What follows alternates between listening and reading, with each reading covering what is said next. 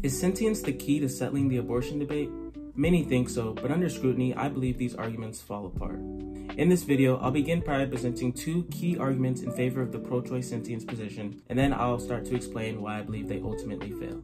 The first argument comes from philosopher Peter Singer, where he states that it's sentience that makes someone a person. And this sentience will give someone the ability to experience pleasure, the experience to have desires, and before the fetus has the ability to have these things, it's not actually someone that's being harmed, it's rather something that's being harmed. And just like we wouldn't get all up in gripes if someone took the life of a plant, we shouldn't get all up in gripes if someone took the life of the pre-sentient fetus, because it has no psychological profile, and henceforth, it doesn't have any moral status or moral significance. Now, I hope I'm saying this name right, but our second argument comes from philosopher Jeff McMahon, and he states that the wrongness of taking someone's life or the moral status of someone depends on their time-relative interest account, specifically how psychologically connected they are to their future selves. This would include things like being aware of their existence or the ability to have memories, plans, or desires. And the pre-sentient fetus or the embryo does not have the ability to be aware of its existence or have plans, interests, desires. Therefore, they would have a weaker interest in existence,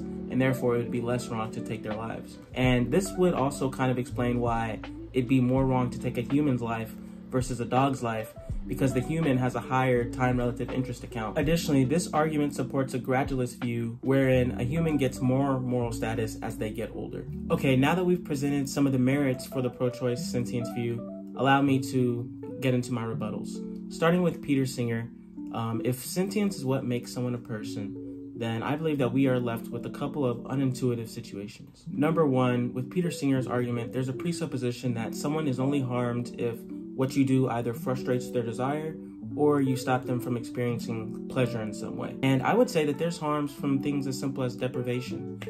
There's an argument by Don Marquis called The Future Like Ours, where it tries to extrapolate and say, okay, why is taking the life of someone wrong? Some people posit that the reason it's wrong to take someone's life is because it'll hurt. Well, then he says, well, what if I can take your life in an unpainful way? Would it still be wrong?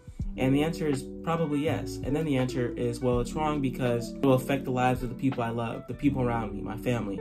They'll be sad to know that I'm gone.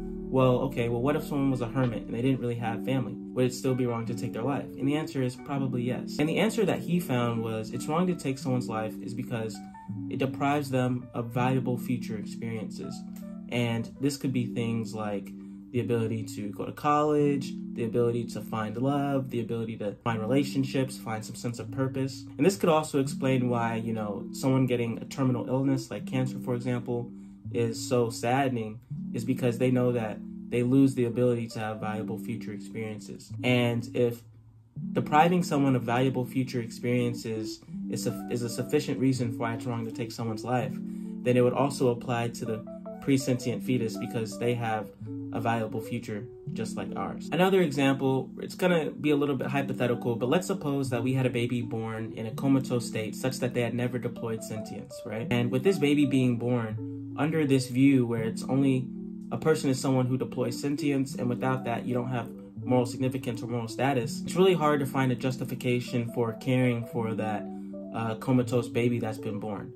I mean, under that view, it might seem more intuitive to let that comatose baby just pass or cease to exist, which, I would find that unintuitive. I don't know if you feel that way as well. Another example that I might posit is to imagine that we had a drug that we could give to a woman, and this drug would stop the fetus from ever developing sentience, right? But it would still go on in development, but it just wouldn't develop sentience, right? So because of this, because we say, okay, something can only be harmed if it either has a frustration of desires or taking pleasure from. But under this account, us stopping the pre-sentient fetus from ever becoming sentient, it's really hard to say that there was harm there because it's not something that's worthy of moral consideration. So we could honestly just keep on giving this woman this, like, let's say if she wanted it, and she could, use this fetus as it grows and develops, without a sentience, right? She could possibly even just use it as a slave.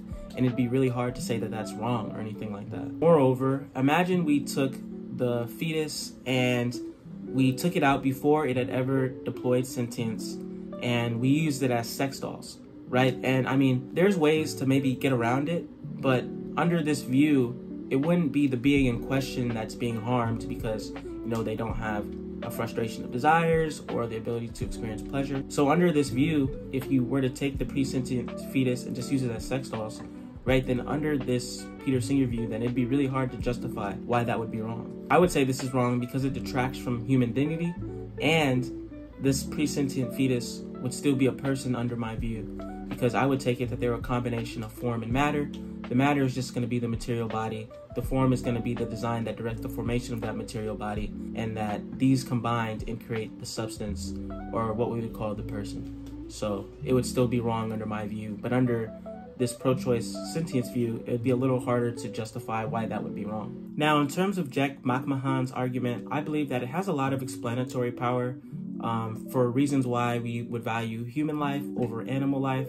However, I believe that the problem with this argument is in how deep you can stretch this. For example, when it talks about the ability to be aware of your existence, I mean, humans don't really have the ability to be self-aware. Some studies say till about age 3. So, I mean, under this view, you could possibly justify infanticide if you believe that it's self-awareness or the ability to be aware of oneself that makes someone gain moral status. Additionally, I believe that this view is harmful because it doesn't have every human have the same moral status. It's not equal for everyone, because you could say that as someone gets old and maybe gets Alzheimer's or some sort of mental impairment, you know, they lose the ability to have, you know, desires, plans, maybe memories, you know, with some forms of amnesia, and they could become less aware of their existence. So you might say that they have a lower time relative interest account, and therefore they would have a lower moral status. So it would be less wrong to take their lives versus like a 25-year-old who has, you know, a really good mental capacity and things like that. So I believe that it would be wrong because it doesn't treat every human equally. And I believe that something that gives humans moral significance or moral status, that should be equal across the board as it can be. Now, if you guys like this video, comment down below, let me know your thoughts, like and subscribe, and also let me know what videos you guys would like to see next. I'll see you guys next time. Thank you for watching.